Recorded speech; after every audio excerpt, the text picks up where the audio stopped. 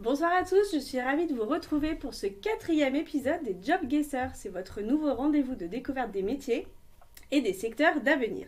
Cette émission ce soir est organisée en collaboration avec la Grande École d'ingénieurs en informatique EPITA. Je suis accompagnée, comme les autres éditions des Job Guessers, de deux lycéens ce soir. Je suis avec Constance et avec Rémi. Comment allez-vous tous les deux? Très bien. Ça va? Ça va bien. Ça va? Pas trop impressionné? Non, ça va. Rémi, on t'a déjà vu sur la première émission. Merci beaucoup de revenir. Pour vous présenter rapidement, Constance, est-ce que tu peux nous dire où tu en es dans ton parcours au lycée et ce que tu suis comme spécialité? Alors moi je suis en première et j'ai trois spécialités, mathématiques, SES et anglais. Et toi, Rémi? Moi, du coup, j'ai plus que deux spécialités étant donné que je suis en terminale et j'ai pris les spécialités maths et SVT. Plutôt scientifique alors. Un peu plus. Bonne thématique pour l'émission de ce soir. Et on est à distance aussi ce soir avec Thibaut Barroyer. Bonsoir Thibaut, comment allez-vous? Ça va très bien, merci pour l'invitation. Merci à tous les trois de participer à cette émission. Alors je vous rappelle un peu le déroulé. Rémi et Constance, vous allez poser des questions à Thibaut pour essayer de découvrir justement son métier. Je vous donne un premier indice en exclu. Il travaille dans la e-santé, c'est donc la thématique de ce soir. Il n'y a pas de questions bêtes, hein, on n'hésite pas, allez-y, cette émission va être interactive. N'hésitez pas si vous avez des questions justement vous aussi dans le chat à nous les poser. Laurent qui a la modération ce soir me les fera remonter et essayez vous aussi de trouver le métier de Thibaut. Et en deuxième partie d'émission, on prendra un petit moment pour justement balayer ce qu'est la e-santé, le panorama des métiers et en quoi justement c'est un secteur d'avenir et ça, on en parlera avec Thibaut. Pour commencer déjà, Rémi et Constance, quand on dit e-santé, est-ce que ça vous évoque quelque chose et quoi? Pour toi, Rémi, qu'est-ce que ça veut dire la e-santé? Du coup, comme son nom l'indique, c'est dans le domaine de la santé et I pour tout ce qui est électronique, tout ce qui est un peu plus informatique. Donc un côté un peu plus électronique de la santé. Ouais. Thibaut, on verra avec vous si ce que pense Rémi colle bien ou pas. Et pour toi, Constance, la e-santé, ça t'évoque quoi? Bah c'est à peu près la même chose, mélanger tout ce qui va être le domaine de la médecine, la santé et l'électronique, tout ça, le monde numérique. Le monde numérique. Alors justement, on va commencer cette première partie d'émission avec Thibaut et donc avec vous, avec tous les deux. Je vais vous laisser poser des questions à Thibaut, tout ce qui vous passe par la tête, pour essayer de comprendre ce qu'il fait au quotidien, comment il en est arrivé là, qu'on comprenne un peu mieux justement quel est son métier, et on prendra le temps d'en discuter juste après. Qui c'est qui veut commencer? Vas-y. Allez, Constance.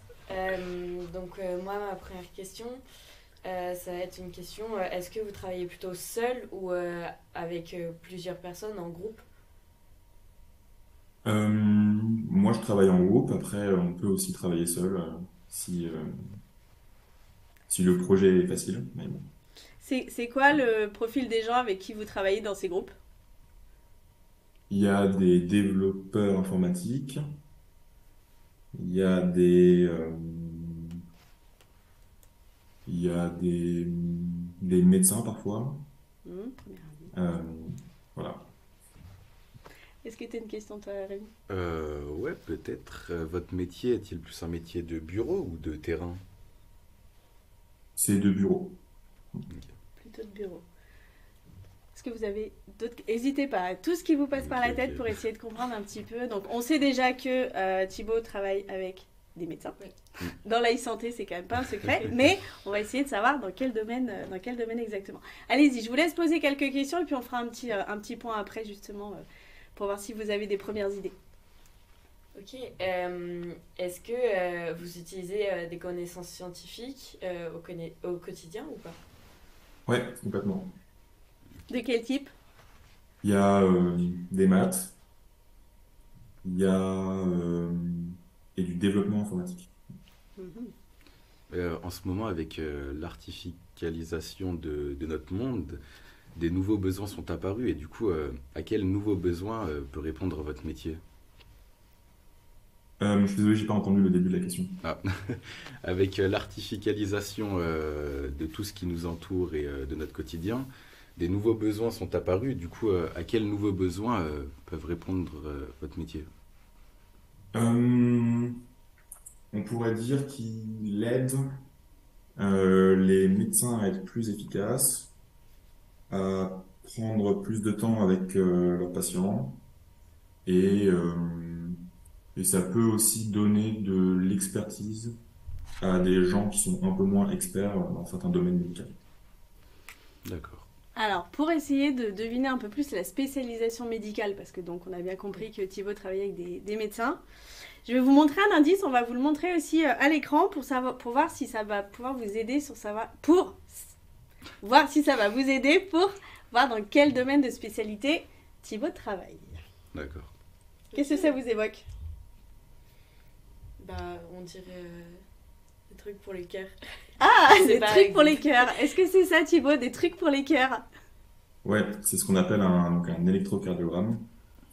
Donc c'est un signal qui enregistre le cœur, l'activité électrique qui se passe dans le cœur. Et alors là, avec cet indice, donc Thibaut travaille avec des cardiologues. Par rapport à tout ce qu'il nous a dit avant, est-ce que vous avez déjà une petite idée de ce qu'il fait au quotidien? Bah, étant donné que c'est plutôt un travail de bureau, peut-être un petit peu plus scientifique du coup qu'un médecin, je dirais peut-être un ingénieur dans le niveau électronique du coup de la santé, Mhm. dans des recherches. On va... Qu'est-ce que vous en dites, Après, Thibaut? On s'approche, hein? on s'approche. On va encore pouvoir vous poser plein d'autres questions. Moi, j'en ai une. Vous avez fait quoi comme type d'études pour arriver à ce Ouais. travail? Alors, moi j'ai fait donc d'abord un bac S. Ensuite j'ai fait donc la prépa intégrée d'EPITA, qui est donc une école d'ingénieur en 5 ans. Euh, et ensuite, est-ce que je dis la spécialisation? Bah oui. Et ensuite je me suis spécialisé en intelligence artificielle. Euh, ouais, voilà, c'est un gros indice. Est-ce que ça vous évoque des nouvelles questions justement pour aller un peu plus loin sur le profil de Thibaut et savoir comment il travaille peut-être? Vous avez posé la question déjà tout à l'heure si il utilisait du matériel particulier et Thibaut nous a répondu que c'était l'informatique. Oui. Donc est-ce que derrière ça peut vous donner une idée de quelqu'un qui a fait une école d'ingénieur spécialisé en informatique, donc qui travaille dans l'informatique avec des cardiologues, à votre avis? Bon. Vous savez pas? Eh ben, on va reposer d'autres questions Ouais. à Thibaut. On a parlé de l'impact de votre métier, donc aider les médecins. Donc ce que fait Thibaut, ça aide les médecins et donc particulièrement des cardiologues. On a parlé des technologies. Moi, j'avais une petite question quand même aussi avant de rentrer dans le très concret. Est-ce que votre métier a une dimension internationale? Euh, la santé c'est pour tout le monde, donc oui un peu. Ouais. Mais après c'est pas forcément un critère particulier. Ouais, vous au quotidien, par exemple l'anglais ou des choses comme ça, c'est des choses qui sont très utiles liées à votre secteur d'activité ou parce que vous êtes un ingénieur et que les ingénieurs souvent parlent quand même très bien l'anglais. Est-ce que ça a un lien Bah, particulier ou pas? après nous on travaille avec des médecins du monde entier, donc forcément on a à interagir avec eux régulièrement. Ouais. Est-ce que votre métier, justement, vous l'avez appris pendant vos études? Est-ce que la spécialité que vous avez suivie justement à EPITA, est-ce que ça vous a aidé à apprendre le quotidien de votre métier actuel? Alors du coup moi j'ai fait une spécialisation en intelligence artificielle. Après l'intelligence artificielle ça peut s'appliquer à beaucoup de domaines, pas forcément le médical. Le médical j'ai découvert après Hmm. via des stages et via mon poste actuel. Ouais. Et votre poste actuel, vous l'avez trouvé directement après vos études? Comment ça s'est passé? Alors en fait j'ai fait un premier stage dans une entreprise qui s'appelle Siemens, qui font aussi beaucoup de médical, où je travaillais aussi sur le cœur, mais sur un autre type de problème, on va dire. Et ensuite, comme j'ai beaucoup aimé ce stage et j'ai beaucoup aimé le secteur médical, ensuite j'ai rejoint mon entreprise actuelle, où je suis depuis 4 ans. Ok. Donc c'est bien un stage que Thibaut justement a un peu découvert ce milieu de la e-santé, hein, c'est bien ça? Ouais. On en reparlera un peu tout à l'heure. Est-ce que... Alors, je vais en profiter pour vous montrer le deuxième indice. Peut-être Ok. que ça réussira à vous donner, à vous mettre un peu sur la piste. Qu'est-ce que ça vous évoque? On vous le montre aussi à l'écran. Qu'est-ce que ça vous évoque? Ben, une informatisation du coup du domaine médical, mais Ouais. Ouais, des données médicales. Enfin, Mhm. Et à votre avis, ces données-là, elles viennent d'où? Enfin, pour le coup, c'est pas à vous qu'il faut qu'on demande, c'est à, c'est à Thibaut. Ces données, donc on a montré l'indice à l'écran, les données que vous traitez, vous les récupérez comment? Alors, bah, nous, donc on va par exemple, le médecin va poser un appareil sur un patient. Cet appareil, il va enregistrer l'activité électrique du cœur. Et ensuite, le médecin pourra euh, prendre l'enregistrement et l'envoyer chez nous pour qu'on puisse l'analyser. Est-ce que votre métier, il est dangereux? Non. Non. Pas pour vous directement, en tout cas. Pas vraiment. Vous nous avez dit, là, vous avez mis le pied dans la e-santé, finalement, via votre stage. Donc, ça reste quand même plutôt un peu par opportunité ou parce que vous aviez déjà en tête que ce domaine-là vous intéressait, en fait? Ouais, alors en fait, moi je voulais travailler dans un secteur avec un fort impact. Euh, enfin, la santé, ça m'intéressait, c'était pas forcément. Bon, j'avais d'autres idées aussi, euh, mais, euh, mais ouais, non. Donc, par opportunité.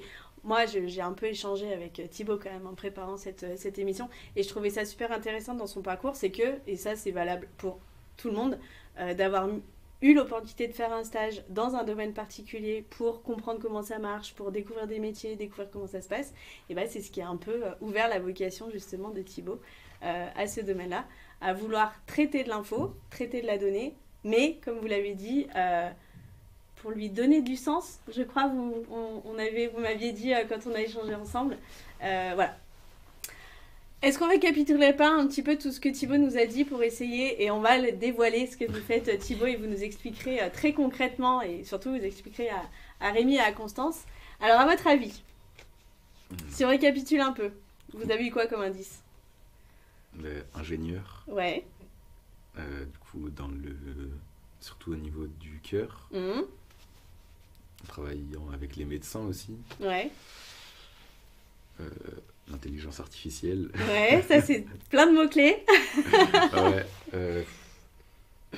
j'aurais peut-être un ingénieur dans la recherche d'une intelligence artificielle pouvant aider tout ce qui est le domaine du cœur dans le médical, parce qu'on sait que c'est un domaine quand même difficile à exploiter. Alors Thibaut, Ouais, c'est ça. c'est pas mal, hein? Bravo Pas mal. Rémi. Est-ce que vous pourriez nous expliquer un petit peu au quotidien ce que vous faites pour rendre ça très concret? Ouais. Alors, donc, du coup, moi je suis ingénieur en intelligence artificielle. Ça peut porter d'autres noms. Moi je suis data scientist plus particulièrement.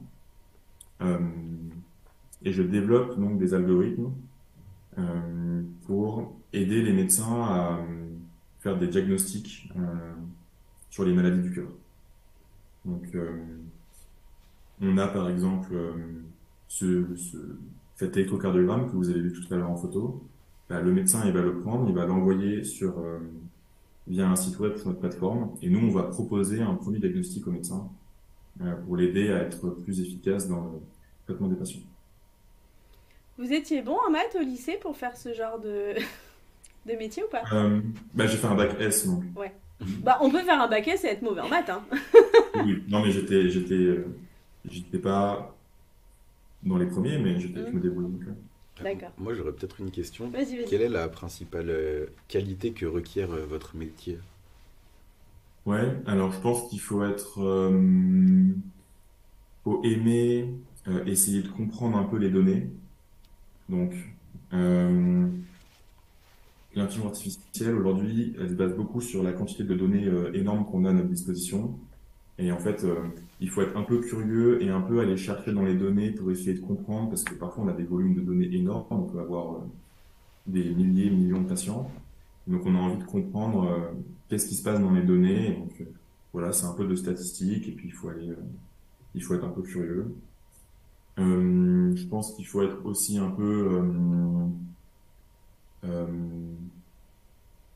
comment dire, inventif, créatif, parce que, bah, par exemple, on a un problème, on a d'un côté un médecin qui a un problème, de l'autre côté, nous, on sait faire des algorithmes, mais après, il faut arriver à trouver quelque chose qui fasse marcher les deux ensemble et à trouver une manière de répondre aux problèmes des médecins avec nous, ce qu'on sait faire en informatique, quoi. Mm.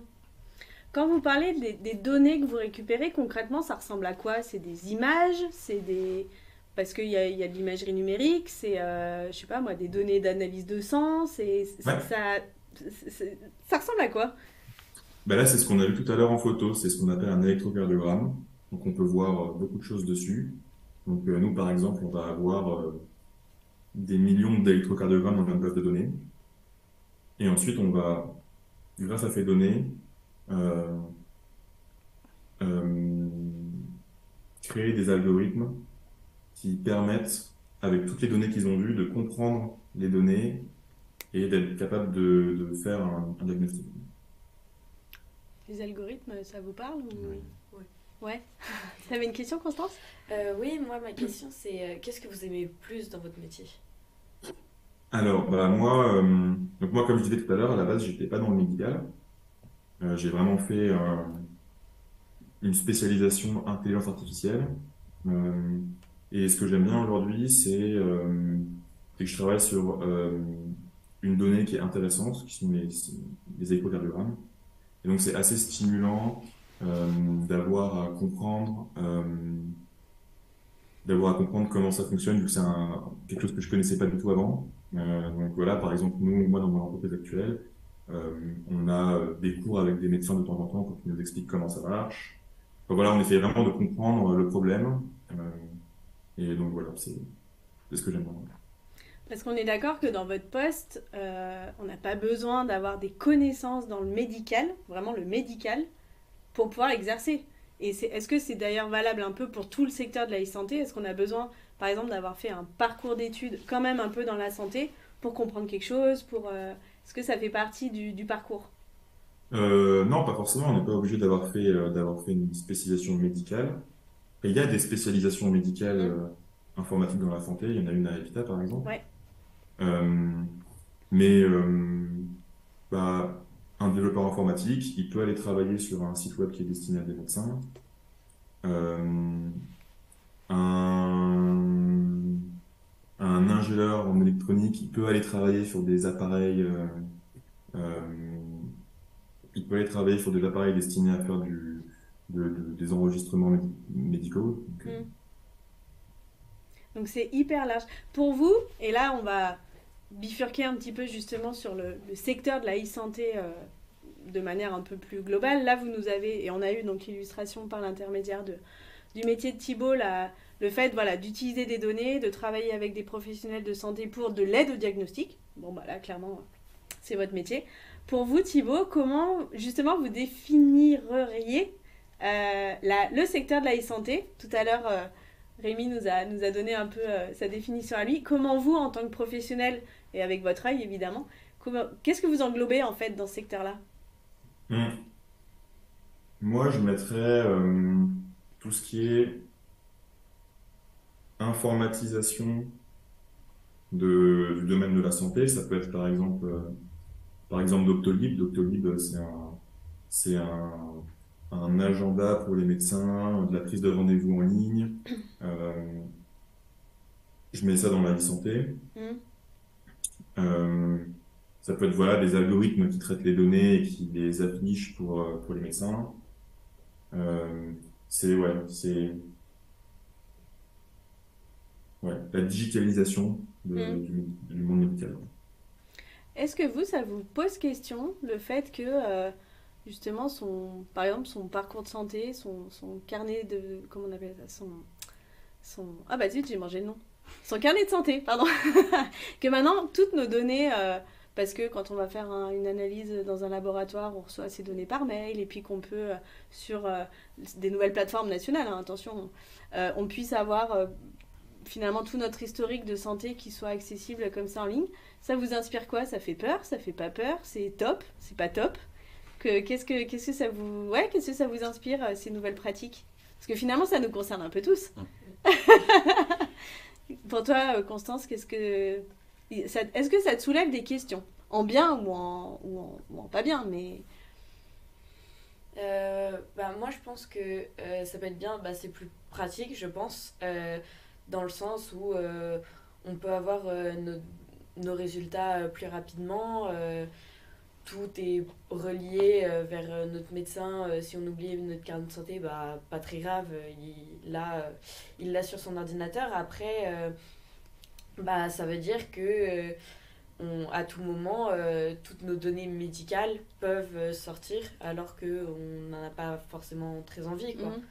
Du coup, forcément, ça représente un risque comme tout type de numérique, je pense. Donc, peut se poser la question de la sécurité des données en ligne. Vous, dans la structure où vous travaillez, Thibaut, c'est bon, hormis peut-être votre poste à vous, mais est-ce que ça doit, j'imagine, faire partie des gros enjeux, justement, dans une entreprise qui travaille, analyse, récupère de la donnée, et notamment médicale quand même, parce que c'est très personnel. Il y a quand même, je pense, et ça fait partie, à mon avis, des grands enjeux de ce secteur-là, la sécurité des données, justement. Comment ça se traduit, ça? Ouais. Alors déjà, pour stocker de la donnée de santé, il faut passer des certifications. Donc, c'est pas toutes les entreprises qui ont le droit d'héberger chez elles des données de santé. Donc ça, c'est le premier point. Le deuxième point, c'est la plupart du temps, quand on traite des données de santé, on traite des données qui sont anonymisées pour éviter justement que si quelqu'un qui a une fuite, on ait des données patients associées au nom d'un patient. D'accord. Donc ouais, la récupération des données, la sécurité. Moi, je trouve ça effectivement très, très innovant. Mais cet accès quand même, quoi qu'on en dise, à toutes ces données, c'est bien parce que nous, on est jeunes et on sait utiliser Internet. Voilà, quid de ce qui se passe pour d'autres tranches d'âge. Mais c'est un autre sujet. Justement, pour continuer à balayer un petit peu justement ce secteur de la e-santé, donc on a parlé de la sécurité, on a parlé de le développement de logiciels et l'utilisation d'algorithmes. Moi, ce qui peut me venir en tête un petit peu aussi dans la e-santé, c'est le côté robotique et tout ce qui est objet connecté. Parce que maintenant, enfin, je sais pas, ça me fait penser à la minute... Oh, j'y arrive pas ce soir. Le fait de faire des tout petits outils pour faire de la chirurgie, par exemple. Ça, c'est des choses, et notamment, peut-être par votre parcours d'études, comment on vous sensibilise justement quand on fait des études donc, en informatique, à toutes ces opportunités? Ouais. Pour, par exemple, parler un peu des objets connectés, on a maintenant des montres qui sont capables maintenant de aussi relever nos données de santé. Donc, par exemple, la Apple Watch d'Apple, elle est capable de mesurer des électrocardiogrammes, par exemple. Et donc, on a maintenant des outils qui permettent à un plus grand nombre de personnes de se faire suivre. Donc, typiquement, par exemple, aujourd'hui, la Apple Watch, il y a beaucoup de gens qui en ont une. On peut être capable maintenant, avec l'Apple Watch, de détecter, avant d'aller chez le médecin, que peut-être on a un patient qui a un problème. Après, le domaine robotique, moi, je connais un peu moins bien. Mais... Ouais. En tout cas, c'est que ça fait partie d'une des branches de la e-santé. Ouais, complètement. Ouais. Qui doit, j'imagine, c'est à coup sûr, se développe beaucoup parce que nouvelles compétences, nouvelles technologies, en fait, tout simplement. Et est-ce que, pour le coup, justement, le fait d'introduire du digital et de l'intelligence artificielle dans le domaine de la santé, alors attention, on ne dit pas que ça va remplacer des médecins, mais c'est quoi votre point de vue, justement, sur l'impact du rôle du médecin et de l'intelligence artificielle qui va venir aider? Ouais, alors je suis d'accord que ça ne va pas remplacer le médecin, au moins pas. Mais Mais on peut imaginer, bah, par exemple, dans des pays en voie de développement, on n'a peut-être pas un nombre suffisant de médecins pour tout le monde. Donc on pourrait avoir un pré-diagnostic pour faire une prise en charge plus rapide. Mhm. Donc c'est-à-dire, par exemple, on peut imaginer une ville où on n'a qu'un seul cardiologue pour tout le monde. Les médecins généralistes ne sont pas forcément experts en cardiologie. Ils pourraient être aidés par une intelligence artificielle pour faire un premier diagnostic pour pouvoir orienter plus rapidement, par exemple, des patients. Mhm. Euh, donc voilà, on pourrait aussi, même en France, on manque aussi de médecins et on peut imaginer euh, que voilà, on peut avoir des diagnostics qui sont faits plus rapidement et donc des médecins qui ont plus de temps à Mhm. passer avec les patients. Ouais. Mais ça ne remplacera Non. jamais le médecin. Mais est-ce que vous, par rapport aux relations que vous avez avec les médecins et notamment les spécialistes, vous, avec lesquels vous travaillez, euh, qu'est-ce qui a impulsé le fait d'intégrer de l'intelligence artificielle dans ces diagnostics? C'est pour éviter les erreurs? C'est pour que ça aille plus vite? Comment Ouais. ça s'est introduit finalement ces nouvelles technologies dans ces spécialités qui sont quand même hyper pointues? Ouais. Euh, Bah, par exemple, pour ce qui est des électrocardiogrammes, c'est une donnée qui peut être longue à analyser. Et on peut imaginer, enfin, on a des médecins qui peuvent passer beaucoup de temps à lire les enregistrements et être aidés par une intelligence artificielle. Ça leur permet bah, d'aller plus vite dans leur Hmm. prise de décision. Et donc, eux, ils ont un gain de temps et voilà. Ouais. Donc on l'a dit tout à l'heure, il n'y a pas besoin d'avoir de connaissances particulières dans le monde médical. Ça, on le redit parce que on peut avoir envie et être inspiré par justement toutes ces nouvelles technologies, mais sans vouloir engager des études de médecin. Qu'est-ce que ça vous inspire tout ça, justement, ces opportunités de ce secteur? Est-ce que vous imaginez un métier un peu fou où on pourrait mêler à la fois du digital et de la santé? Bah déjà actuellement dans certains métiers on peut mêler les deux. Par exemple, je sais que au niveau chirurgical aux USA il y a déjà des médecins qui sont derrière un poste, derrière une table de commande et qui peuvent faire des opérations bah, sans être dans la pièce, Hmm. quoi, tout en étant robotisé. Des métiers comme ça existe déjà et au vu de l'évolution et de où on va avec les intelligences artificielles et Hmm. tout, ça pourra faire qu'augmenter ce genre de métier. Ouais. Mm. Et toi, Constance, ça t'inspire quoi? Euh, je sais pas vraiment. Euh, non, bah forcément, on a toujours cette peur de est-ce que ça peut remplacer? Est-ce que, par exemple, est-ce que ça pourra remplacer un jour les médecins généralistes? On a juste à dire qu'est-ce qui va pas, Hmm. et se dire bah peut-être que au bout d'un moment les robots seront là et nous diront bah vous avez ça, on vous fait une ordonnance et puis voilà quoi. Hmm. On sait pas vraiment. Non, non, non, l'intelligence artificielle ne remplacera pas le vrai docteur. Mais ça aide. On est d'accord, Thibaut. Et Ouais. justement, en parlant de l'intelligence artificielle en soi, cette grande technologie justement donc, qui s'applique vous dans votre domaine à la e-santé, vous l'avez bien dit justement tout à l'heure en introduction de cette émission, une technologie qui se retrouve dans plein de domaines. Ouais. Euh, Justement, si on veut bifurquer un petit peu, c'est quoi les domaines pour vous, hormis la e-santé, dans lesquels l'intelligence artificielle va prendre une place de plus en plus importante? Bah là, par exemple, quelque chose dont on parle beaucoup en ce moment, c'est les voitures autonomes. Hmm. Donc, la conduite, euh, la conduite autonome d'un véhicule. Ça, c'est quelque chose sur lequel il y a beaucoup de recherches et qui est toujours en cours de développement. On a aussi, bah là, récemment, il y a quelque chose il y a un algorithme qui a beaucoup fait parler de lui, c'est ChatGPT. Donc, Oui, vous connaissez vous ça? Mais Vous n'utilisez pas, hein?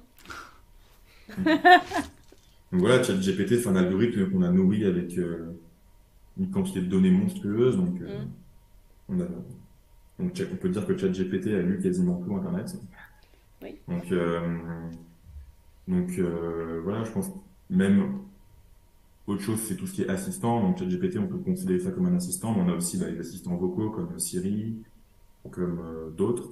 Ouais. Euh, donc voilà, c'est. Les nouveaux domaines pour vous, un peu dans l'éducation, qui vont être justement des secteurs qui seront impactés? Euh, L'éducation, je connais pas très bien ce qui se fait, mais bon. C'était par rapport au lien justement avec ce logiciel très utilisé des Ah, étudiants. ChatGPT? Ouais. Ah, parce qu'on utilise ça pour tricher? Ah, je savais pas. C'est ce qu'on a entendu dans l'actualité ces derniers temps, surtout, c'est pour Hmm. ça. Est-ce que là, votre parcours, bah, vous illustrez le parcours de quelqu'un qui a fait des études d'ingénieur, donc on est sur un parcours plutôt d'études longues. Est-ce que quand même, on a l'opportunité de faire un travail, alors qui n'est pas le vôtre évidemment, mais de pouvoir trouver sa place dans ces secteurs-là et de pouvoir contribuer à des projets comme ça, comme sur lesquels vous travaillez avec le développement de votre logiciel, quand on n'a pas forcément fait des études longues? Parce que finalement, c'est quoi les compétences qui sont recherchées? Pour travailler dans quoi? Dans l'informatique appliquée à la santé? Bah, un peu les deux en fait, justement. À la Ouais, fois l'informatique de manière générale, parce que bon, donc on le rappelle, vous avez fait une école d'ingénieur spécialisée en informatique. ouais. Est-ce que quand même demain on peut bah, réussir à trouver des débouchés professionnels sans avoir fait forcément 5 ans d'études, mais justement euh, par rapport à ces compétences qui sont recherchées dans le monde du travail, et d'ailleurs bah, vous l'incarnez bien avec votre entreprise, par rapport aux gens avec qui vous travaillez, est-ce que finalement vous n'êtes qu'avec des ingénieurs? On met de côté tous les médecins évidemment avec lesquels vous travaillez, c'est encore un autre parcours. Mais si demain on veut travailler avec vous dans une société un peu comme la vôtre, est-ce qu'on a besoin de faire des longues études et qu'est-ce que vous allez rechercher comme nouvelles compétences? Alors, bah, après, aujourd'hui, en développement informatique, il y a aussi des formations un peu plus courtes Hmm. pour travailler sur des choses forcément un peu moins pointues, Ouais. euh, mais voilà, on peut travailler dans le développement informatique et donc dans le développement de l'informatique appliquée à la santé en ayant fait des formations un peu plus courtes, mais toujours dans le développement informatique. Ouais. Et trouver du travail dans le secteur de la e-santé, c'est facile ou c'est plutôt difficile? Parce que vous Mm. êtes plutôt une petite structure? Ouais, bah alors nous, on était une start-up, Ouais. mais on s'est fait récemment racheter par un grand groupe. Ok. Donc, du coup, maintenant, on est beaucoup. Euh, mais oui, il y a beaucoup d'opportunités dans ce domaine. Il y a beaucoup de projets qui se lancent pour justement bah, aider le monde médical à être un peu plus digital. Hmm. Et Voilà, c'est un peu peut-être un peu en retard à ce niveau-là aujourd'hui. ah oui, justement, ça je me demandais, est-ce que justement au niveau des, des, des acteurs de la e-santé, la France, on est plutôt bien, on est plutôt en retard, on se situe comment en fait? Parce que vous nous disiez tout à l'heure que vous travaillez, il y a quand même une dimension internationale dans dans votre activité. Euh, les compétences en France, c'est recherché. Demain, on peut faire une carrière à l'international dans votre domaine? À l'international, oui, on peut. Il y a beaucoup d'entreprises qui recrutent un peu dans le monde entier parce qu'il y a beaucoup de projets qui se lancent un peu partout. Ouais. En France aussi, il y a quand même pas mal de. Bah, là, je pense à Doctolib, par exemple, Hmm. et je pense que la start-up de la santé la plus connue en Bah, France. surtout en en post-Covid. Voilà. Mais ouais, il y a beaucoup de projets en France, il y a beaucoup d'offres. C'est Ok. possible. Pareil, vous avez peut-être une dernière question à poser Ouais, ben à Thibaut? moi peut-être, du coup, comment vous voyez l'avenir de la e-santé? Ouais. Bah, on parle beaucoup en ce moment de, d'avoir un parcours patient qui soit un peu plus agréable. Donc, par exemple, en sortie d'opération, on n'a peut-être pas envie de passer 2 semaines à l'hôpital pour être surveillé. Peut-être qu'à la place, on pourrait passer 2 jours à l'hôpital et après rester à la maison. Et donc aujourd'hui, bah, avec Internet, avec justement la digitalisation de la santé, on pourrait être suivi à distance un peu mieux, en restant à la maison par exemple, ou oui. Et toi, Constance, il y a peut-être une remarque, une question à poser à Thibaut, quelque chose qui t'a marqué dans son parcours peut-être? Je sais pas.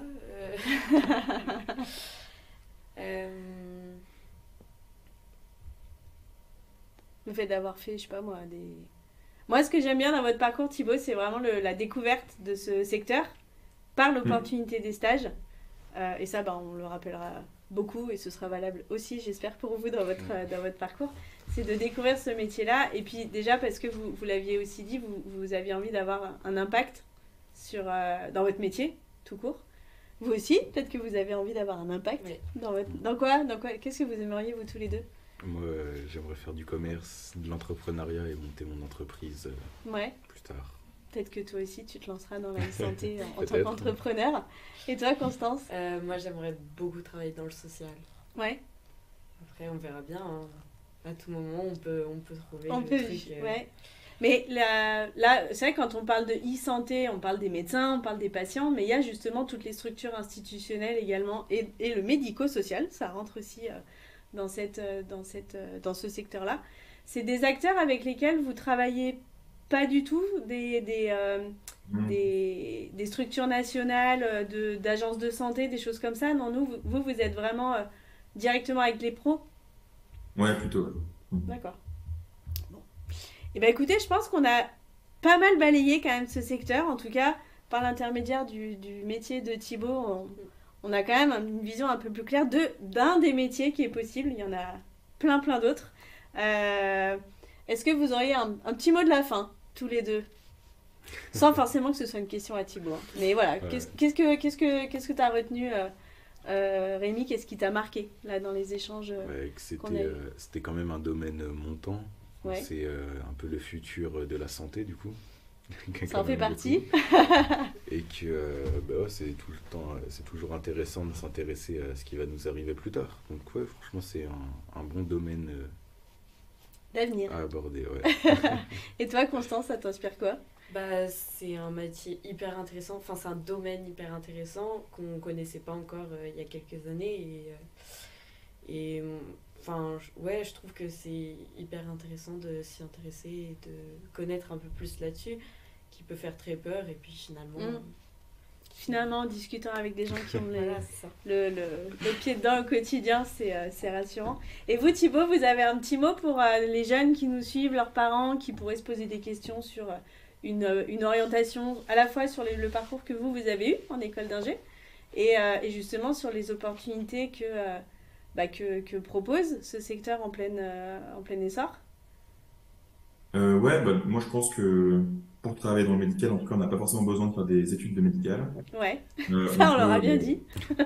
se spécialiser dans un domaine et appliquer ce domaine-là dans un autre domaine. Voilà, c'est possible. Et comme Thibaut, faut trouver la voie que vous apprécierez justement pour vous épanouir.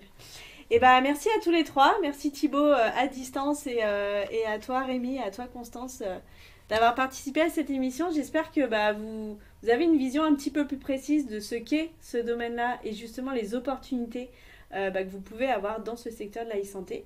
N'hésitez pas si vous voulez vous renseigner sur les parcours de formation qui sont possibles via, comme a pu le faire Thibaut, via EPITA. Il y a des études courtes, des études longues. Il y a les journées portes ouvertes, ça on le dit très très souvent. N'hésitez pas à aller sur les journées portes ouvertes des écoles parce que c'est aussi l'occasion de rencontrer des professionnels et donc d'avoir une vision beaucoup plus claire du quotidien et des compétences qui sont attendues. Écoutez, je vous souhaite une très bonne soirée à tous les trois avec Thibaut à distance. Et nous, on se donne rendez-vous la semaine prochaine pour un nouvel épisode des Job Guessers. Ce sera sur la thématique de la comptabilité et de la finance. Bonne soirée!